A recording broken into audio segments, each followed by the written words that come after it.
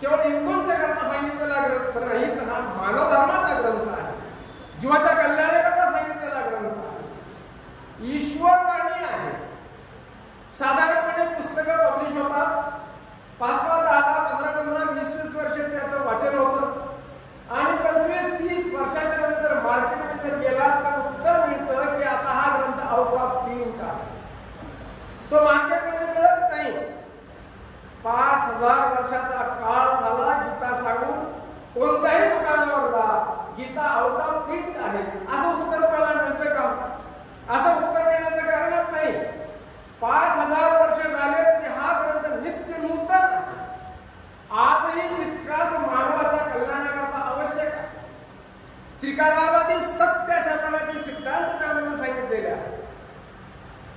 ज्या शास्त्राचा सिद्धांत हा त्रिकालावादी असतो, सत्य असतो, त्याला शास्त्र असं म्हणतात. आपल्याकडे वैद्यकीय शास्त्र आहे आणि वैद्यकीय शास्त्रामध्ये 25-30 वर्षापूर्वी अंगाला ताप आला तर काहीही खायचं नाही असं डॉक्टर लोक सल्ला देत असत.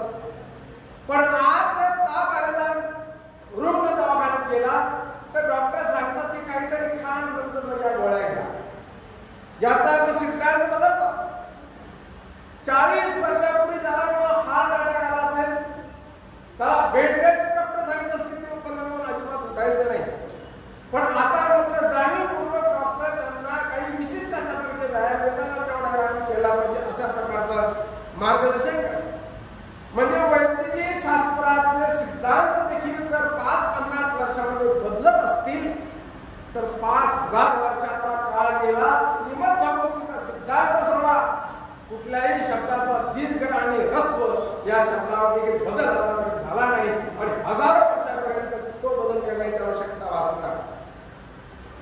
भगवंताच्या मुखातून चरवलेले हे वाङ्मयीन रूप, त्यांचा पट्ट शिष्य अर्जुन अडखळला आणि त्याला कार्य प्रवत करण्याकरता तो सिद्धांत सांगितला, त्याला पण आज श्रीमद भगवद्गीता असं. गीतामध्ये काय नाही,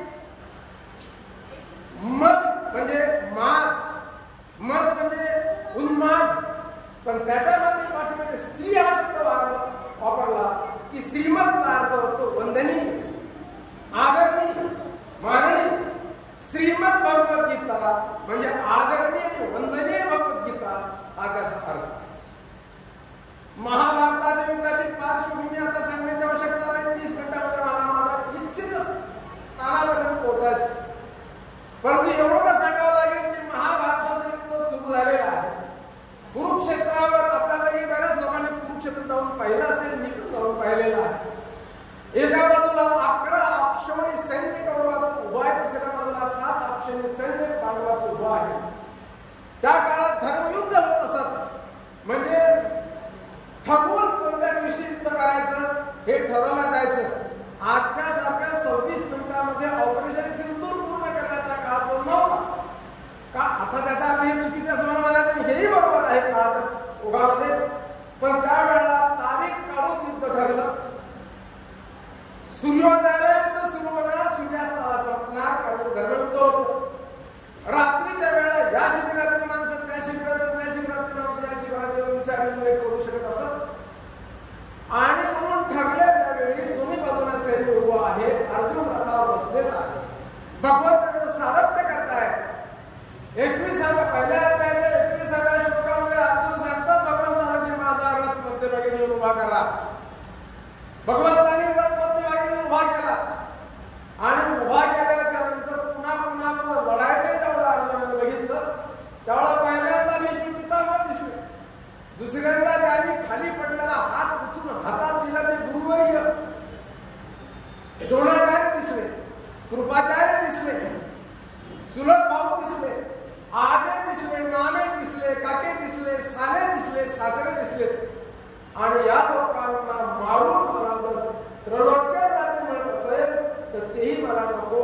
म्हणून वैफल्यग्रस्त झालेला अर्जुन संपूर्ण शस्त्र खाली ठेवलं आणि रथाच्या मागच्या बाजूला जाऊन बसलं.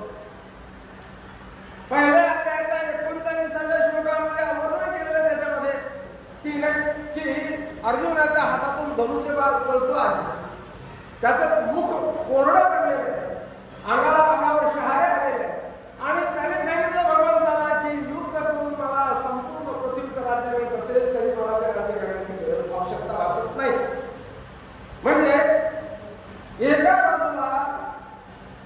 सगळे गणित गात्र झालेत अवयव असं म्हणणारा अर्जुन 18व्या अध्यायाच्या 73व्या श्लोकामध्ये युद्ध करण्याकरता तयार होतो. म्हणजे गणित गात्र झालेला अर्जुन युद्ध करण्याकरता तयार होतो. या दोघांच्या मध्ये जे अंतर आहे, हे जे रसायन वर्णने अर्जुनाला पाळलं, त्या रसायनाचं नाव आहे श्रीमद भगवद्गीता. केवळ 700 श्लोक आणि 18 अध्यायाचा हा ग्रंथ काही तास 1 तासामध्ये सांगितला गेला. अर्थात आपल्याला एक एक अध्याय करता एक एक प्रवचन एक एक दिवस असावा लागतो. परंतु सांगणारा भगवंत आहे, ऐकणारा आपला शिष्य अर्जुन आहे. अर्जुनाला देखील भगवद्गीतेमध्ये महात्मा शब्द वापरले आहे. आणि मग तिथे इतका आपल्याला एका श्लोकाचं खूप निरूपण करावं लागतं, तेव्हा त्या समोरच्या माणसाच्या हृदयाकडे अर्थ जाऊन मिळतो. तो प्रकार तिथे नाही. भगवंताने सहजगता बोलायचं आणि अर्जुनाला ऐकायचं आणि पुढे जायचं. म्हणून दोन्ही बाजूला सैन्य उभा असताना देखील युद्धाच्या काळामध्ये जे तत्वज्ञान अर्जुनाच्या कल्याणाकरता भगवंताने अर्जुनाला सांगितलं, हे तत्वज्ञान हजारो वर्षापर्यंत मानवाला त्याच्या कल्याणाकरता आवश्यक आहे. मोठ्या प्रमाणावर संन्यासाची संख्या समोर बसली. वाद होतो बऱ्याचशा वेळेला की श्रीमद भगवद्गीता ही संन्यासाकरता आहे. इथं मी एकाच शब्दामध्ये आपल्याला सांगू इच्छितो की षड्गुण संपन्न भगवंत आहे. ग्रस्ताश्रमी अर्जुनाला ते तत्वज्ञान सांगितलं, ते केवळ संन्यासाकरता होतं असं म्हणता येईल. गीतेचं तत्वज्ञान संन्यासाकरता आहे, गीतेचं तत्वज्ञान ग्रस्ताश्रमी करता आहे, गीतेचं तत्वज्ञान राजकारणाकरता आहे, शिक्षण क्षेत्राकरता आहे, शेतकऱ्याकरता आहे, व्यापाराकरता आहे, माणूस म्हणून जन्माला आलेला प्रत्येकाकरता. हिंदूंच्या करता गीता सांगितली असं कुठेही सांगण्यात आलेलं नाही. आणि म्हणून आपण जेव्हा नारे लावतो, कृष्णं वंदे जगद्गुरु, कृष्णं वंदे हिंदू गुरु नाही, कृष्णं वंदे भारतीय गुरु नाही, कृष्णं वंदे महाराष्ट्राचे गुरु नाही, कृष्णं वंदे जगद्गुरु. कारण जगाच्या कल्याणाकरता सांगितलेले तत्वज्ञान, अशा प्रकारचं हे तत्वज्ञान, जे तत्वज्ञान बऱ्याचशा वेळेला संस्कृतमध्ये आता या ठिकाणी सांगण्यात झालं की संपूर्ण देशाची भाषा एकेकाळी संस्कृत होती. काळ बदलला, परिवर्तन सृष्टीचा स्थायी भाव आणि म्हणून आता अनेक लोकांना संस्कृत येत नाही. म्हणून संस्कृत जरी येत नसली तरी आता 300 पेक्षा जास्त भाषांमध्ये गीतेचं टीका उपलब्ध आहे. इंग्रजीमध्ये आहे, मराठीमध्ये आहे, उर्दूमध्ये देखील ती टीका झालेली आहे, भारतीय सगळ्या भाषांमध्ये, जगातल्या अनेक भाषांमध्ये. आणि तत्वज्ञान जगाच्या पाठीवर जाऊन पोहोचलं. ज्या वेळेला गीतेचं भाषांतर इंग्रजीमध्ये झालं आणि पाश्चात्य लोकांनी हे तत्वज्ञान वाचलं, त्यांनी तिकडे या ग्रंथाचा गौरव केला, तेव्हा भारतीयांना कळलं की गीता महत्वाचा ग्रंथ आहे. म्हणजे आपला वारसा जो आहे तो मला केव्हा कळला, हा अत्यंत महत्वाचा म्हणून आपल्या पाश्चात्य गुरुनं त्याचा भाव केल्याच्या नंतर तो ग्रंथ मला कळला. आणि म्हणून हे गीतेचं तत्वज्ञान जर आमच्यासारख्याला कळलं नसेल तर मग समाजाच्या तळागाळातल्या माणसाला किती कळलं असेल असा प्रश्न आहे. आणि म्हणून भगवंतांनी 18व्या अध्यायातल्या 68, 69, 70 आणि 71 या 4 श्लोकांमध्ये स्पष्ट वर्णन केलेलं आहे की जो कोणी माझं हे गुह्य तत्वज्ञान समाजाच्या तळागाळात घेऊन पोहोचत करेल तोच माझा खरा भक्त आहे. आणि म्हणून केवळ मूर्ती पूजा करणे म्हणजे भक्ती नाही, केवळ भजन करणे म्हणजे भक्ती नाही, केवळ टाळ वाजवणे म्हणजे भक्ती नाही. अर्थात ते प्रभू नये या मताचा मी नाही त्याकडे केलं म्हणजे त्याबद्दल वाद नाही. पण खरी भक्ती, शास्त्रशुद्ध भक्ती हे गीतेचं तत्वज्ञान आपण समाजाच्या तळागाळापर्यंत जाऊन पोहोचत करणे ही खरी भगवान श्रीकृष्णाची भक्ती आहे. ग्रस्ताश्रमी लोक तर करतातच, त्याबद्दल वाद नाही. पण मला अत्यंत कळकळीची विनंती करेल की संन्यास धर्म स्वीकारणाऱ्या लोकांना की आपल्याकडे संसाराची जबाबदारी नाही, आपण फुल टाइम भगवंताचे वर्कर आहात आणि मग हे तत्वज्ञान आपण समाजाच्या तळागाळापर्यंत निवड पोहोचत करणं म्हणजे भगवान श्रीकृष्णाची भक्ती केली. संपूर्ण भगवद्गीता अर्ध्या तासामध्ये सांगताना मी त्याचे प्रमाणे होत आले. मी फक्त परिचय देण्याकरता आपल्या समोर उभा आहे की ज्याप्रमाणे आपले पंचप्राण असतात त्यावेळेला गीतेची पंचप्राण, पहिला प्राण आहे गीतेचा प्रयत्नवाद, दुसरा प्राण आहे अहंकार नाश, तिसरा प्राण आहे लोकसंग्रह, चौथा प्राण आहे भक्ती आणि पाचवा शेवटचा प्राण आहे समन्वय. गीतेमध्ये या सगळ्या गोष्टी सांगितलेल्या आहेत. आणि मग गीता शेतकऱ्याकरता आहे, गीता व्यापाऱ्याकरता आहे, गीता महिलांच्या करता आहे, गीता पुरुषांच्या करता आहे, गीता गरिबाकरता आहे, गीता श्रीमंता करता आहे, शिकलेल्या करता आहे, अनाडी माणसा करता. 9व्या अध्यायात भगवान स्पष्ट सांगितले की चांगला लोक देखील जर गीता वाचत असेल तर त्याला देखील माझी प्राप्ती होऊ शकते. म्हणजे गीता वाचण्याकरता कुठल्याही प्रकारचं क्वालिफिकेशन नाही, अमुक कपडे घातले पाहिजे असंही बंधन नाही, अमुक वेळेला वाचली पाहिजे असंही बंधन नाही. परंतु भगवंतांनी सांगितलेलं तत्वज्ञान माझ्या देवाचं कल्याण व्हावं असं ज्याला वाटलं असेल असा माणूस भगवंताचा लाडका शिष्य, लाडका भक्त बनतो. म्हणून हे तत्वज्ञान सगळं पूर्ण श्लोक सांगता येणार नाही, पण एक गोष्ट खरी आहे की या 700 श्लोकामध्ये धृष्टुष्ट्राच्या तोंडी 1 श्लोक घातला, संजयाच्या तोंडी 40 श्लोक घातले, अर्जुनाच्या तोंडी 86 श्लोक घातले आणि उरलेले 573 श्लोक भगवंताचे. या सगळ्याचे बेरीज 700 श्लोक. 700 श्लोकामध्ये जीवनाचं संपूर्ण तत्वज्ञान भगवंताने सांगितलं. हिंदूंच्या करता देखील आहे, मुस्लिमांच्या करता देखील आहे आणि मानव धर्माचा शब्द वापरला या ठिकाणी तो अत्यंत अतिरेक अशा प्रकारचा आहे की हे तत्वज्ञान मानवाच्या कल्याणाकरता, हे तत्वज्ञान जीवाच्या कल्याणाकरता. पहिल्याच प्राणामध्ये अगोदर सांगितलं तुम्हाला प्रयत्नवाद, अत्यंत महत्वाचा सिद्धांत भगवंतांनी सांगितलेला की देह हरी परमेश्वरी हे आहे तत्वज्ञान आम्हाला मान्य नाही, केल्याशिवाय मिळत नाही आणि केले फुकट जात नाही, हे तत्वज्ञान मानणारा भगवंताचं तत्वज्ञान. म्हणून तुम्हाला कर्म तर करावंच लागेल. केवळ मंदिरामध्ये बसून भक्ती करून जीवाचं कल्याण होणं असा प्रकार नाही.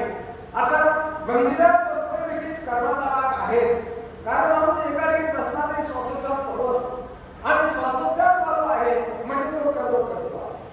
अशा पद्धतीने जो कोणी कर्म करेल त्याप्रमाणे फळ भगवंत देतात. भगवंताने गीतेतही सांगितलेलं आहे की मी कुणाच्या कल्याणाचं गाठोडं घेऊन बसलेलो नाही. ज्याने जसं कर्म केलं असेल त्याचं फळ त्याला मिळेल, चांगला असेल किंवा वाईट असेल. म्हणून प्रयत्न केला पाहिजे आणि प्रयत्न केल्याशिवाय मिळणार नाही हे तितकंच करा. मग प्रयत्न करणे म्हणजे निश्चित काय, भगवंताची प्राप्ती करणे इतकी सोपी गोष्ट नाही.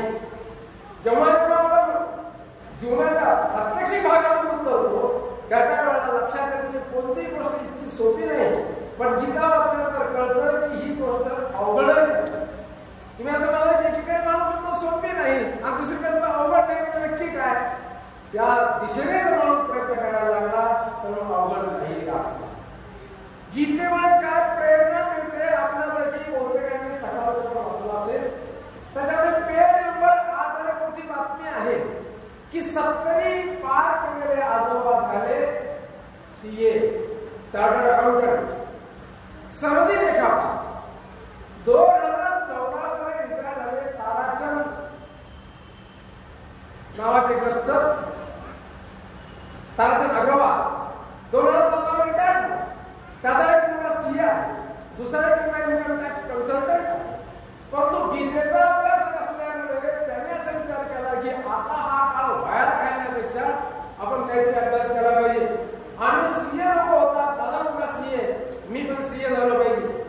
म्हणजे 70 पार झालेला माणूस 10 तास अभ्यास करून सीए झाला. आज कोणाला बातमी आली त्याने सगळं श्रीमद भगवद्गीतेला दिलेलं. मग 70 पार केलेल्या आजोबाला जर श्रीमद भगवद्गीतेकडून प्रेरणा मिळत असेल तर आपण तर सगळे शिर तरुण आहोत. ज्यांनी ज्यांनी या परीक्षा दिल्या ते तर सगळे विद्यार्थी आहेत. मग आपल्याला प्रेरणा मिळणार नाही का? निश्चितच मिळेल. 5व्या वर्षी जर ध्रुवाला भगवंताची प्राप्ती होते तर आपल्याला होणार नाही का? हा विचार गीता आपल्याला समज मानत असतो. पण हे करत असताना गीतेमध्ये भगवंताने हे सांगितलेलं आहे 7व्या अध्यायाच्या 19व्या श्लोकामध्ये की जन्मनाम बहुजन्मनाम म्हणते ज्ञानवान पद्धती वासुदेव सर्वमिती महात्मा सुदुर्लभ. म्हणजे अनेक जन्माच्या नंतर का होईना भगवंताची ज्याला प्राप्ती होते तो माणूस दुर्लभ. याच जन्मामध्ये भगवंताची प्राप्ती होईल असं सांगताय ना. पण याच्यामध्ये एक गोष्ट खरी आहे की आपण सगळे भाग्यवान आहोत की आपल्याला मानव योनी मिळाली. मानव योनीमध्ये फक्त भगवंताची प्राप्ती करता येते, इतर योनीमध्ये भगवंताची प्राप्ती करता येत नाही. मानव योनी हीच फक्त कर्म योनी आहे. बाकी सगळ्या 84 लाख वजा 1 या भोगयोनी. भोगयोनीमध्ये एक योनी झाल्यानंतर दुसरी योनी मिळेल जनावराचीच. पण मानव योनी मिळाल्याच्या नंतर जर भगवंताला अपेक्षित असं कार्य केलं तर पुढचा जन्म देखील मानव योनी मिळू शकतो. आणि म्हणून भगवंताची प्राप्ती एका जन्मामध्ये झाली नाही तर अनेक जन्म घेऊन का होत नाही, परंतु भगवंताची प्राप्ती होऊ शकते. म्हणजे कुणी डिमोरल होण्याचं कारण नाही, कुणी वैफल्यग्रस्त होण्याचं कारण नाही, कोणाही नकारात्मक विचार करण्याचं कारण नाही. वेळ लागेल पण भगवंत मिळेल नक्कीच. 15व्या अध्यायाच्या 15व्या श्लोकामध्ये भगवंत स्वरूपाने सांगतात की सर्वस्य चाहम प्रतिसन्निविष्टो मत्त स्मृती ज्ञान पोहणंच वेदेच सर्वे हमेव वेद्यो वेदांत पूर्वेद देवीचा. प्रत्येकाच्या हृदयामध्ये माझा वास आहे. माझा म्हणजे भगवंताचा वास आहे. भगवंताने असं म्हटलं नाही की प्रत्येक हिंदूच्या हृदयामध्ये माझा वास आहे. भगवंताने प्रत्येक मानवाच्या प्रत्येक जीवाच्या हृदयामध्ये माझा वास सांगितलेला आहे. असं जर असेल तर आपण भगवंताने लागू करतो. पण याचा मला जाणीव झाली पाहिजे की माझ्या हृदयामध्ये भगवंत आहे. ज्याला कोणाला जाणीव होईल माझ्या हृदयामध्ये भगवंताचा वास आहे तो तंबाखू चोळणार नाही, तो सिगारेट मध्ये ओढणार नाही, तो पान तंबाखू गुटखा खाणार नाही, वाईट मार्गाने जाणार नाही. पण ही जाणीव झाली पाहिजे की माझ्या हृदयामध्ये भगवंत आहे. आणि ही जाणीव होण्याकरता त्याने भगवद्गीतेचं पालन केले पाहिजे. त्याच्याशी दुसरा पर्याय पाहिजे. अशा पद्धतीने सर्वसामान्य माणसाला कळेल अशा प्रकारच्या भाषेमध्ये हे तत्वज्ञान सांगण्यात. म्हणून प्रयत्न केल्याशिवाय मिळत नाही. विद्यार्थ्यांच्या करता मुद्दा सांगू इच्छितो की जोपर्यंत अभ्यास करणार नाही तोपर्यंत आपण उच्च विद्या विभूषित होणार नाही. मागचा विद्यार्थी पुढचा विद्यार्थी याच्या मेहरबानीने कदाचित तुम्ही बोर्डाची परीक्षा पास व्हाल, विद्यापीठाची परीक्षा पास व्हाल, पण जीवनाची परीक्षा पास होणार नाही. त्याच्याकरता अभ्यासच करावा लागेल. प्रयत्न केल्याशिवाय कुणाला काही मिळत नाही. शेतकऱ्याची जमिनीची मशागत केल्याशिवाय पेरणी केल्याशिवाय काही मिळत नाही. व्यापारात देखील ठरलेल्या वेळामध्ये मेहनत केल्याशिवाय काही मिळत नाही. संन्यासाला देखील प्रयत्न केल्याशिवाय भगवंत प्राप्त होत नाही. प्रयत्नाशिवाय काही मिळत नाही. हा गीतेचा पहिला सिद्धांत. परंतु याच्यामध्ये गीतेच्या प्रयत्नवादामध्ये आणखी एक विशेष अशा प्रकारचा सुगंध आहे की मी प्रयत्न केल्यानंतर मला मिळेलच अशीही 100% गॅरंटी. जे मेहनत करतात त्यांना मिळतात. आपल्या शहरामध्ये आताच बाबासाहेब चर्चा करत होतो की आता हे शहर शैक्षणिक विषयातून आता औद्योगिक विषयाकडे वळत आहे. मोठ्या प्रमाणावर करोडपती संख्या वाढते आहे. मेहनत केल्यानंतर करोडपती होता येत असेल तर मोंड्यामधला हमाल 12-12 तास काम करतो, तो का करोडपती होत नाही? मेहनत केली म्हणजे करोडपती होता येत नाही. तर गीतेचा सिद्धांत आहे की मेहनत करा आणि भगवंताचं स्मरण करा किंवा भगवंताला आवाज करा. नुसतं मेहनत केली तर माणूस रावण मिळेल आणि नुसता हात मारत असेल भगवंताला तर मूर्ख ठरेल. म्हणून मेहनत करावी आणि त्याला हात मारावी. असा हा जो विचित्र असा प्रकारचा रस्ता आहे तो आहे भगवद्गीतेचा प्रयत्न. काम केलं पाहिजे, त्याची आठवण केली पाहिजे. जे फळ मला मिळालं तो त्याचा आशीर्वाद आहे याच्या प्रकारची एक जाणीव असते. ते पुढच्या प्राणामध्ये आपण पाहूया की प्रयत्न केले, पैसा मिळाला, सिद्धी मिळाली, शिक्षण मिळाले, भगवंताची प्राप्ती झाली तर त्यावेळेला माणसाला थोडासा अहंकार येऊ शकतो. आणि अहंकार हा माणसाच्या कल्याणाला सगळ्यात मोठा अडसर आहे. हा अहंकार येऊ नये म्हणून दुसरा प्राण आहे अहंकार नाश. की त्यावेळेला भगवंत असं विचारतात की तुला अहंकार कशाचा आहे? प्रयत्न केला, पैसा मिळाला पण भगवंताच्या आशीर्वादाशिवाय मिळाला नाही. म्हणजे अहंकार आपोआपच करून मी असा विचार केला की केवळ प्रयत्न केला, मी आता अहंकार आहे. आपल्या हातामध्ये या जगामध्ये काय? कोणत्या आईवडिलांच्या मोठे जन्माला आपल्या हातामध्ये नाही. किती शिक्षण घ्यावे आपल्या हातामध्ये नाही. आपण लखपती करोडपती होऊ का हे आपल्या हातामध्ये नाही. मग हे सगळं जर आपल्या हातामध्ये कुठे जन्म घ्यावा राहिलं असतं तर गरीबाच्या झोपडीमध्ये पाळणा हल्लाच नसता. सगळ्यांनी श्रीमंत जन्म मागितला असता. परंतु जन्म कुठे व्हावा मिळाली आई मिळाली वडील ते आपल्या हातामध्ये नाही. आपली शरीर यष्टी तरी आपल्या हातामध्ये आहे का? जर आपल्या हातामध्ये असेल सगळे मरणाचे पुतळे गोळे पाक झाले असते, माझ्यासाठी काळी माणसं दिसलीच नसते. हे आपल्या हातात नाही हाताचा अर्थ आहे. मिळालं शरीर, मिळालं तर रंग, मिळाली ती विद्या, मिळाली ती नोकरी. तरुण मुलं कधी कधी असा प्रश्न विचारतील की कमीत कमी हे अनेक मुली पाहून बायको मिळवणं ते आमच्या हातात आहे. तेही आपल्या हातामध्ये नाही. कारण अनेक मुली पाहिल्याच्या नंतर निवडलेला नमुना पाहून असं वाटतं की कुठून आणलंय ध्यान. म्हणजे तेही आपल्या हातामध्ये आहे असा प्रकार नाही. आणि आता तर काळच बदलला, आता तर काळच बदलला, रेशो बदलला, तेही आपल्या हातामध्ये नाही. मग आपल्या हातामध्ये जर काहीच नसेल तर मग तिथं हळूच विचारते की हे जीवा कशाचा अहंकार, तुला अहंकार कशा, तुझ्या हातात जर काहीच नाही तर मग अहंकार कशाचा. त्या अशा प्रकारे माणसाचा अहंकार हळूच काढून घेण्याचं काम गीता करते. परंतु पुन्हा त्याच्यामध्ये एक दुसरं बिंदू उतरण्याची शक्यता आहे की माझ्या हातामध्ये काहीच नाही, मी कोण, मी बिचारा, न्यूनगंडाचा एक बिंदूमध्ये घुसण्याची शक्यता. भगवंताला तेही मान्य आहे. आपल्या हातामध्ये काही नाही हे खरं असलं तर मी बिचारा नाही हेही भगवंताला समजावून सांगायचं की तू बिचारा नाही. का बिचारा नाही? मी आताच मला 15 वर्ष सांगितलं की प्रत्येकाच्या हृदयामध्ये भगवंत बसलेला आहे. जर त्याची आपण संतान असू तर मग आपण बिचारे कसे? श्रीमंताच्या घरात जन्माला आलेला मुलगा तर सोडा, पण श्रीमंताच्या घरचा श्वान देखील गुरगुर केल्याशिवाय राहत नाही. मग श्रीमंताच्या घरातला घरासमोरचा श्वान गुरगुर करतो तर मी तर भगवंताचा लाडका पुत्र, मी म्हणजे आपण सगळे भगवंताचे लाडके पुत्र आहोत. मग आपण विचारू कसे? माझ्या हातात काही नाही एका बाजूला खरं आहे, पण प्रयत्न केला तर मी खूप काही मिळू शकतो हे दुसऱ्या बाजूला खरं आहे. म्हणून त्याला म्हणतात गीतेच्या अभ्यासक याचा अहंकार नाश.